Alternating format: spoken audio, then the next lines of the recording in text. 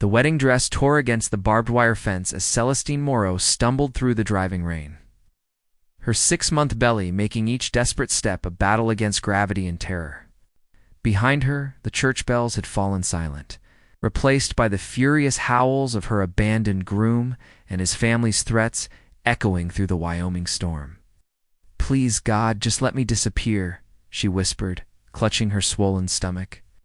As lightning split the sky above the endless prairie, 20 miles away, Kieran Blackthorne was wrestling a spooked stallion into the barn when he saw her a flash of white against the black storm. Stumbling toward his ranch like a ghost maid. Flesh. The woman collapsed against his fence post, her wedding gown now a muddy shroud, her face pale as death itself. "Jesus Christ," he breathed, abandoning the horse and vaulting the fence in one fluid motion. Up close, she was even more ethereal delicate. Features framed by rain-soaked auburn hair and eyes the color of stormy seas that held secrets he couldn't begin to fathom. "Ma'am, you're going to die out here," he said, scooping her into his arms despite her weak protests. She weighed nothing. This pregnant bride who'd appeared like an answer to prayers he'd never dared speak. Inside his weathered ranch house, Kieran wrapped her in wool blankets, while the storm raged outside with unprecedented fury. The radio crackled. With warnings of flash floods and downed power lines, they were completely cut off from the world.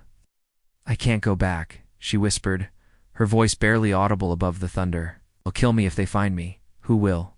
Kieran asked, kneeling beside the couch where she lay shivering. "The Delacroix family. I was supposed to marry their son today. But I see... Oh! Two... ... double quotes. She touched her belly protectively. "This baby isn't his." Kieran felt something primal stir in, his chest a protective instinct he'd buried after years of solitude. "What's your name? Celestine?" Celestine Moreau. She studied his rugged features, the way his calloused hands moved with surprising gentleness as he adjusted her blankets. "And you're either my salvation or my doom, Kieran Blackthorne," he replied, his voice rough with emotion he couldn't. "Name and lady. I've been waiting my whole life for a storm like this to bring me something worth protecting." The lights flickered and died, plunging them into darkness illuminated only by the fire crackling in the stone hearth. Outside, the wind screamed like a banshee, and somewhere in the distance, they could hear the sound of vehicles prowling the storm-lashed roads. "You're looking for me," Celestine whispered, her hand finding his in the darkness. Kieran's fingers, intertwined with hers, soft against his weathered skin, trembling with fear and something else entirely. "Then let them look. The storm's not breaking anytime soon, and neither am I." As if summoned by his words, headlights swept across the windows, and the sound of car doors slamming cut through the howling wind. The Delacroix family had found their runaway bride, and they weren't leaving empty-handed. The pounding on Kieran's front door came like gunshots in the night, each blow more violent than the last. Through the rain-streaked windows, Celestine could see the silhouettes of at least 4 men, their shapes distorted by the storm, but unmistakably menacing. "Blackthorne, we know she's in there." The voice belonged to Armand Delacroix, the would-be groom whose family controlled half the county through fear and old money. "Send out the whore and we'll leave you in peace." Kieran's jaw clenched as he moved to the gun cabinet, his movements fluid and deliberate. "You stay down," he told Celestine, his voice carrying the authority of a man who'd faced danger before.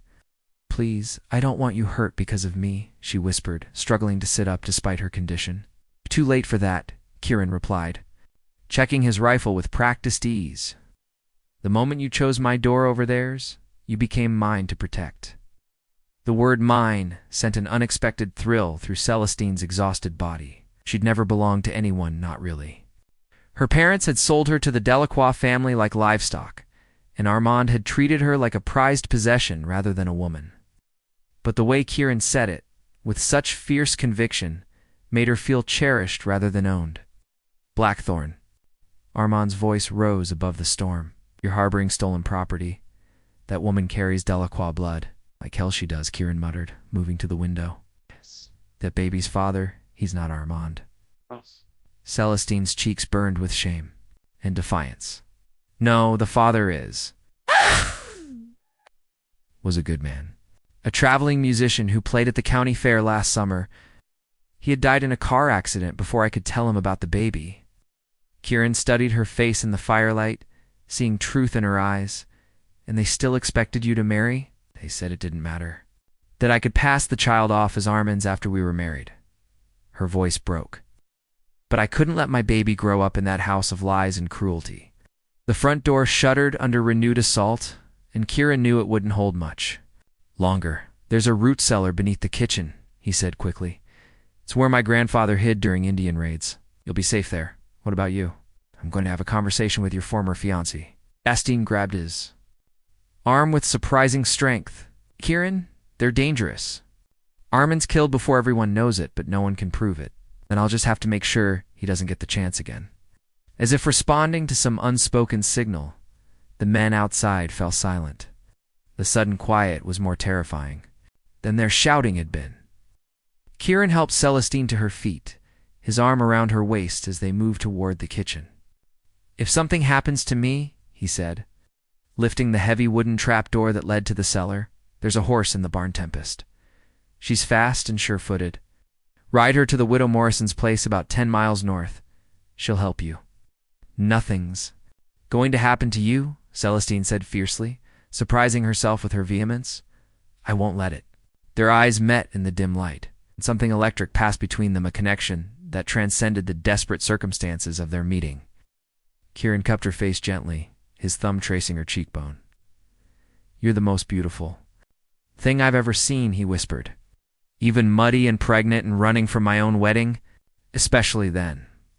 His lips brushed hers, soft and warm and full of promise, because it brought you to me. The kiss was interrupted by the sound of breaking glass from the front room. The Delacroix men had grown tired of waiting. Go, Kieran urged, helping her down into the cellar. And Celestine, no matter what you hear up there, don't come out until I call for you. As the trapdoor closed above her, Celestine pressed her hand to her lips, where she could still feel the warmth of his kiss. Above her, she heard Kieran's voice, calm and deadly. Gentlemen, I believe you're trespassing. The cellar was a tomb of shadows and memories, filled with the ghost scent of long-stored preserves and the weight of earth above. Celestine pressed her ear to the wooden ceiling, her heart hammering against her ribs as she listened to the confrontation unfolding in Kieran's living room. Where is she, Blackthorn? Armin's voice carried the arrogance of a man who'd never been denied anything. My bride seems to have lost her way. I don't see any bride here, Kieran replied, his tone deceptively casual. Just a pregnant woman seeking shelter from the storm. Don't play word games with me, you goddamn hermit. To me, by right of contract and law, her father signed the papers. Funny thing about contracts, Kieran said, and Celestine could hear the smile in his voice. They're only valid when both parties consent. Last I checked, slavery was abolished. The sound of a fist hitting flesh echoed through the floorboards, followed by a grunt of pain. Celestine bit her knuckle to keep from crying out, her free hand, instinctively protecting her unborn child. You always were too clever for your own good, Armin snarled. Just like your father before you. Look how well that worked out for him. Ice flooded Celestine's veins. Kieran had never mentioned his father's death, but the implication in Armin's voice was unmistakable. The Delacroix family had been responsible.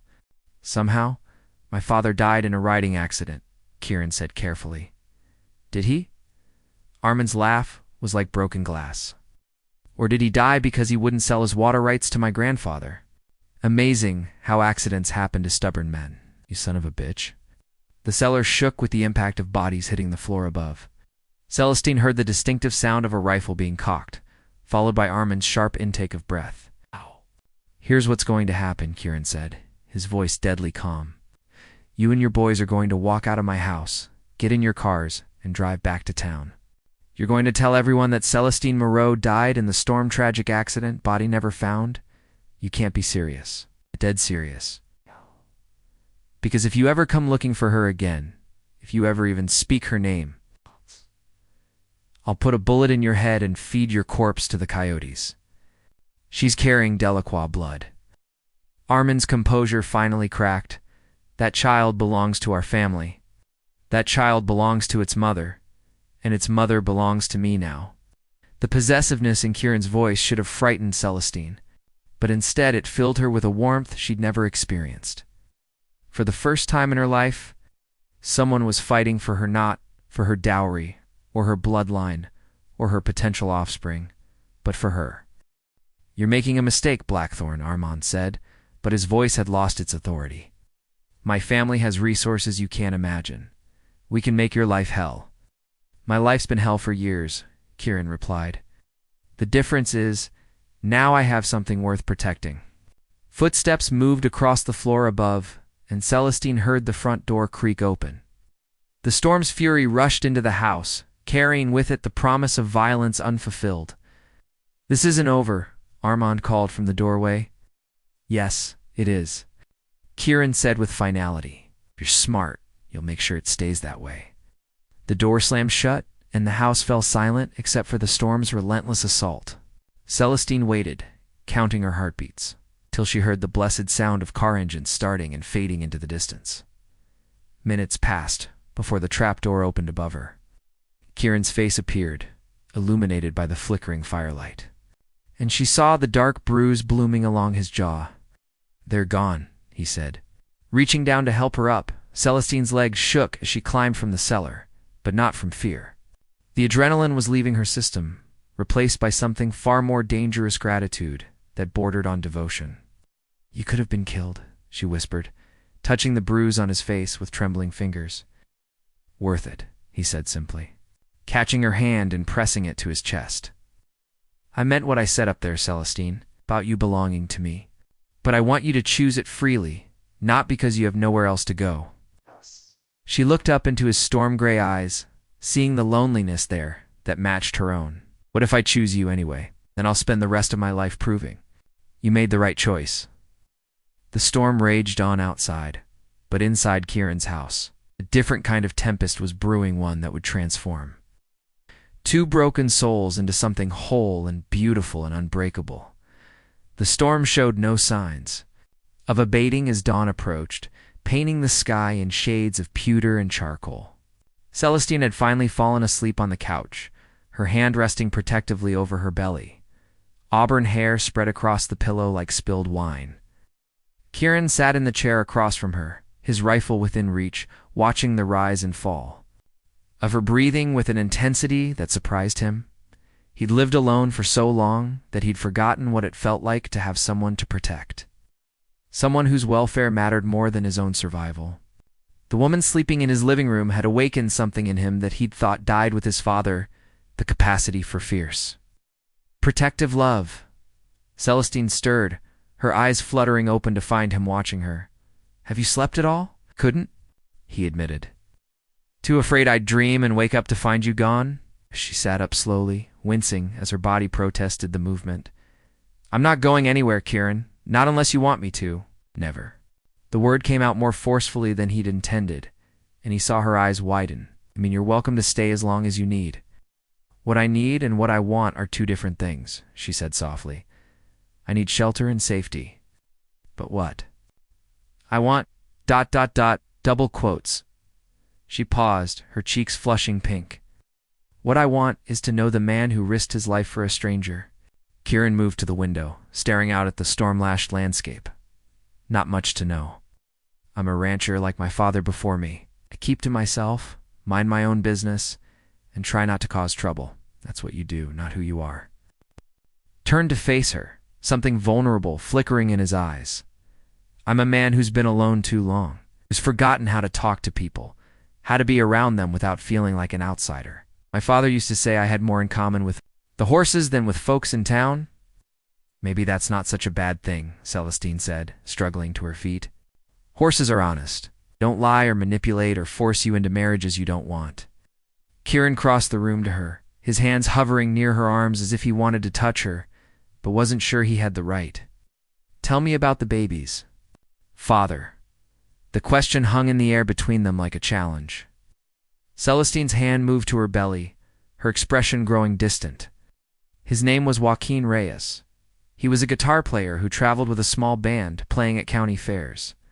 In harvest festivals, he had the most beautiful voice I'd ever heard. And when he sang, It was like he was singing just for me. Kieran felt a stab of something that might have been jealousy, but he pushed it aside. You loved him. I thought I did. But now I wonder. If I just loved the idea of him, the freedom he represented, the possibility of a life different from the one my parents had planned for me. She looked up at Kieran, her eyes searching his face. What I felt for Joaquin in 3 months doesn't compare to what I've felt for you in 3 hours. Celestine. I know it's crazy. I know I'm pregnant with another man's child and running from my own wedding and probably the worst possible candidate for anyone's affection. But I've never felt as safe as seen as I do right now in this moment with you. Kieran's resolve crumbled like a dam under too much pressure. He pulled her into his arms, careful of her condition, and held her as if she were made of spun glass and starlight. You're not crazy, he whispered into her hair. You're perfect. And that baby you're carrying, if you'll let me, I'll love it like it's my own. Leston pulled back to look at him, tears streaming down her face. You don't know what you're saying? I know exactly what I'm saying. I'm saying I want you to stay. I'm saying I want to marry you, raise your child, build a life together. I'm saying I've been half dead for years, and you've made me feel alive again. The wind howled outside, rattling the windows like a living thing trying to get in. But inside the circle of Kieran's arms, Celestine felt a peace she'd never known. Existed. The storm's getting worse, she observed, glancing toward the windows. Good, Kieran said, his lips brushing her temple. Maybe it'll last forever, and if it doesn't, then we'll face whatever comes together. As if testing his resolve, a new sound joined the storm's symphony. The distant rumble of engines approaching through the wind and rain. Celestine tensed. In his arms, her face going pale. They're coming back, she whispered. Kieran reached for his rifle, his expression hardening. Then they're going to learn what happens to men who threaten what's mine. The engines grew louder, their mechanical growl cutting through the storm's natural fury like predators announcing their arrival. Kieran peered through the rain-streaked window and cursed under his breath, at least 6 vehicles this time, including what looked like Armin's father's black Cadillac.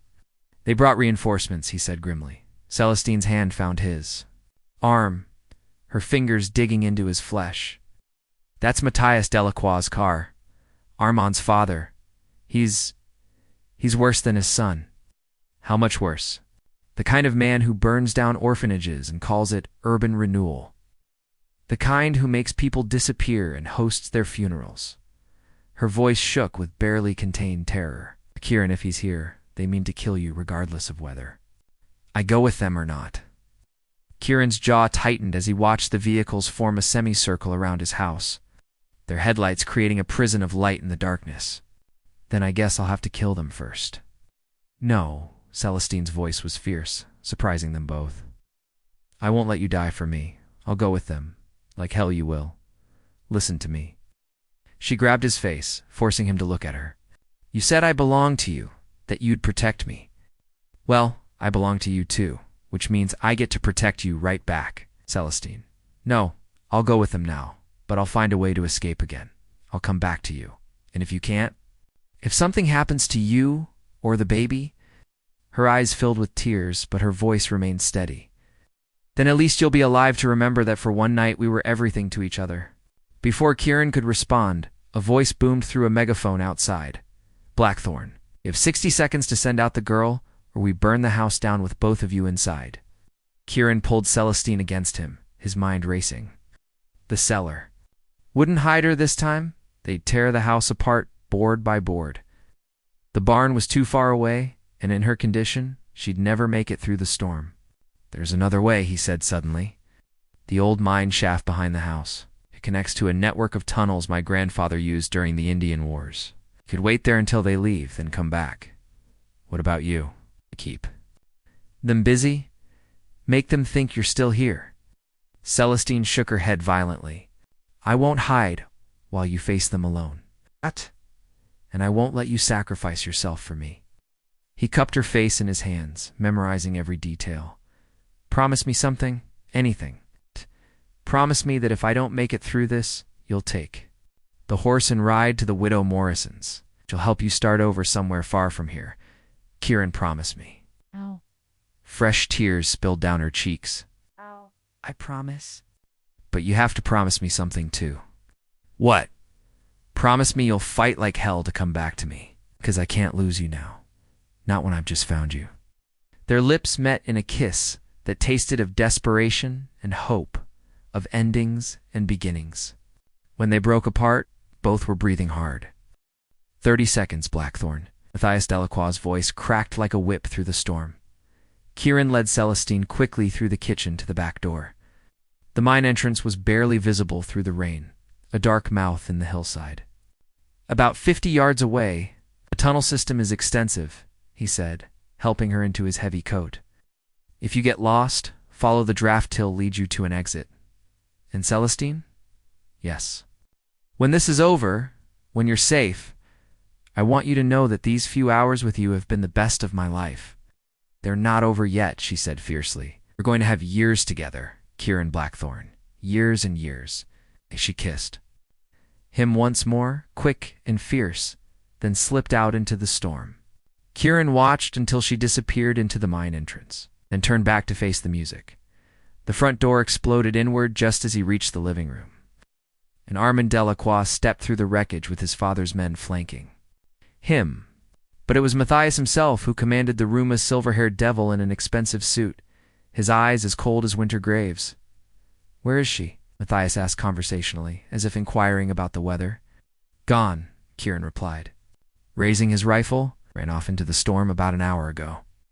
Couldn't stand the sight of your son, I suppose? Matthias smiled, a terrible expression that held no warmth. You're lying, of course. But I do admire your commitment to the role. Search the house, Armand said to his men. Tear it apart if you have to. Already done, Matthias replied, never taking his eyes off Kieran. She's here somewhere. I can smell her fear. As if summoned by his words, a faint sound echoed from the direction of the Mina woman's scream, abruptly cut off. Kieran's blood turned to ice. Something had happened to Celestine. Ah, Matthias said, his smile widening. And there she is. The mine shaft was a throat of darkness that seemed to swallow sound itself.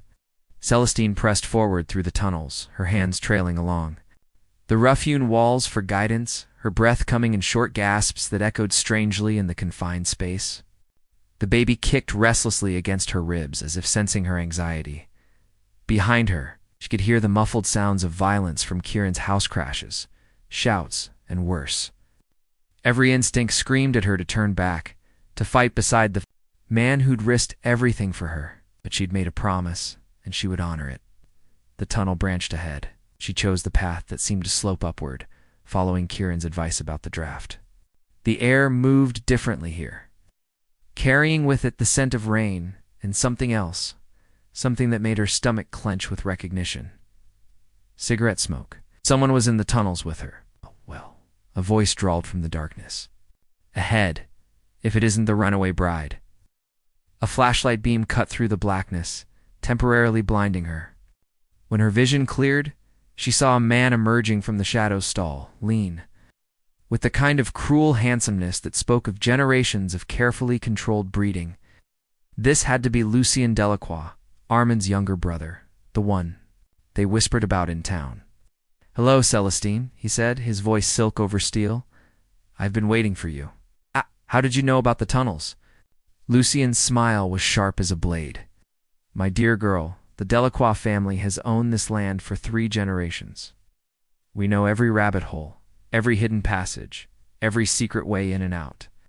He stepped closer and she caught the scent of expensive cologne mixed with something darker. Did you really think you could hide from us in our own backyard? Celestine's hand moved instinctively to her belly, and Lucien's eyes followed the gesture. Ah, yes, the bastard child. The reason for all this drama? His voice held a note of genuine curiosity.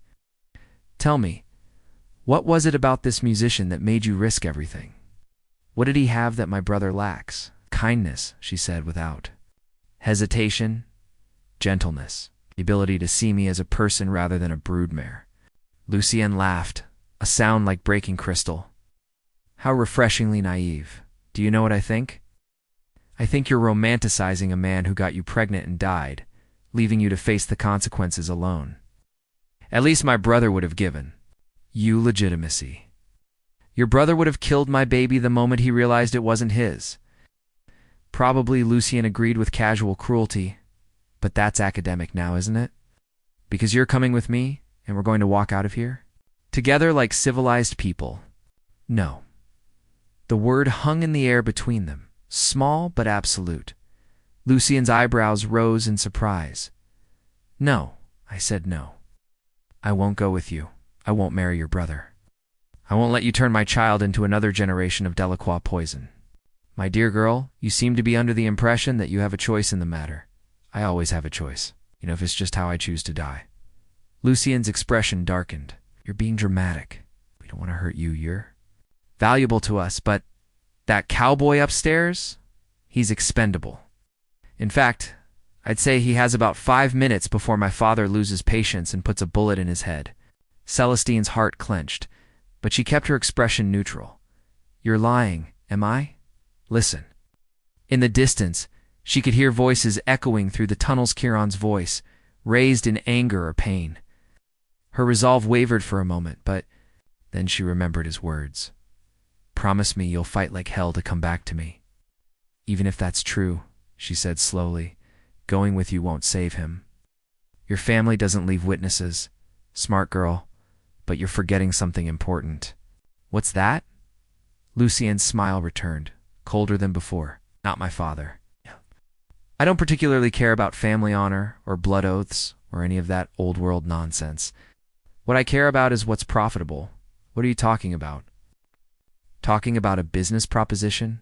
Come with me willingly, marry my brother, and I'll make sure your cowboy lives. More than that, I'll make sure he prospers. New cattle, improved grazing land, maybe even a government contract or two. All it takes is a word from me. Celestine stared at him, searching for the trap in his offer. And if I refuse, damn, Chiron Blackthorne dies tonight, and you'll spend the rest of your life wondering if you could have saved him. The baby kicked again, harder this time, and Celestine gasped. Lucien's eyes sharpened with interest. Having second thoughts? No, she said, her voice stronger than she felt. I'm having first thoughts, real thoughts, about what kind of world I want my child to grow up in. And what kind is that? One where people don't have to make deals with devils to protect the ones they love. Before Lucien could respond, a new sound echoed through the tunnel's footsteps, running hard, and a voice calling her name. Celestine? Celestine? Where are you? Chiron? He was alive, and he was coming for her. Lucien's hand moved to his jacket where she glimpsed the outline of a gun. It seems your knight in shining armor has arrived. How inconvenient. For you. Maybe. Oh, my dear girl, Lucien said, drawing his weapon. You have no idea what you've just cost him. The gunshot cracked through the tunnel like thunder, and Celestine's scream echoed off the stone walls. But it was Lucien who staggered backward, his weapon clattering to the ground as he clutched his shoulder. From the shadows behind him, Chiron emerged like an avenging angel, his rifle smoking. You missed, Lucien gasped, his perfect features twisted with pain and rage. I never miss, Chiron replied coldly. I just don't kill men in front of pregnant women if I can help it. Celestine ran to him, her hands frantically checking for wounds. How happened to the others? Turns out your future father-in-law is a coward when faced with equal odds. The moment I put a bullet through his car's engine block, he decided retreat was the better part of valor. You're lying, Lucien snarled, trying to stem the bleeding from his shoulder. My father doesn't retreat. Your father does when he realizes he's brought a knife to a gunfight. Chiron's eyes never left Lucien's face. See, what you city folk don't understand is that this is my land. I know every entrance, every exit, every hiding spot. While you were down here playing games, I was picking off your men one by one. Possible. We had superior numbers. Numbers don't mean much when you're dealing with a man who's got nothing left to lose. Chiron's arm tightened around Celestine's waist. Or rather, everything to protect. Lucien's laugh was bitter. You think this is over? You think you can just ride off into the sunset with your pregnant princess? My family has resources you can't imagine. We'll hunt you to the ends of the earth. No, Celestine said quietly, stepping forward. You won't. Both men looked at her in surprise. In the dim light of the tunnel, she seemed transformed, no longer the frightened runaway bride, but a woman who had found her strength. "You want to know why I really ran from that church?" she continued, her voice growing stronger. "It wasn't just because I didn't love Armand. It was because I remembered something. I'd buried so deep I'd almost forgotten it myself." "Celestine, what are you talking about?" Kieran asked gently. "I was 12 years old when your father died, Lucine. Old enough to understand what I was seeing when I watched from the woods as Matthias and his men sabotaged that fence post. Enough to know that what they called an accident was really murder." Lucien's face went white. "You're lying. I checked the county records. You filed the witness statement that sealed the case. Ziyu's testimony convinced the sheriff. It was just a tragic accident." Her smile was sharp as winter starlight. "My father was there that day too, Lucien. He saw what your grandfather did to Kieran's father, and he helped cover it up. The guilt ate at him for years. That's why he was so eager to marry me off too. Your family. He thought it would somehow balance the scales." "Even if that's true," Lucien said desperately, "it doesn't matter now. Everyone involved is dead. Everyone except me. I remember everything. Every detail. Every face. Every word." Celestine's hand moved to her belly. "Do you really want to spend the rest of your life wondering when I'm going to decide to share those memories with the right people?" The silence stretched between them like a taut wire. Finally, Lucien spoke, his voice barely above a whisper. "What do you want?" "I want you to leave. All of you. I want you to go back to town and tell everyone that Celestine Moreau died in the storm. I want you to forget this place exists, forget Kieran exists, forget I exist. And in return, I take my secrets to the grave." Lucien stared at her for a long moment, then slowly nodded. "You've grown teeth, little mouse." "I was never a mouse. I was just sleeping." With great effort, Lucien pulled himself to his feet, cradling his wounded arm. "You realize this means you can never leave this place, never contact anyone from your old life. You'll be truly dead to the world." "I was already dead to the world," Celestine replied. "At least this way, I get to choose what I'm reborn as." After Lucien disappeared into the darkness, Kieran and Celestine stood in silence for a long moment. Finally he spoke. "Was it?"